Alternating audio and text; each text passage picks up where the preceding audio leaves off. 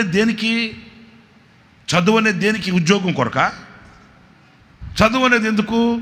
ఉద్యోగం చేసుకొని భార్య బిడ్డలు పోషించుకోవడానిక? చదువు అనేది మనసు వికసించబడడానికి, ఉద్యోగం కొరకు కాదు. మనకి తెలియక చదువుకునేది ఉద్యోగం కొరకే అన్నట్టుగా చదువుకుంటున్నారు.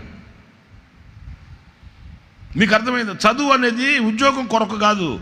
ఏ రంగంలో నీవు అడుగు పెట్టినా రాణించగలిగిన మనసు వికసించడానికి చదువు కావాలి. మనాళ్ళు ఈరోజు ఎట్లా తయారయ్యారో తెలుసండి? చదువుకున్నవాడు అదొక్కటే చేస్తాడు. ఏదొక్కటి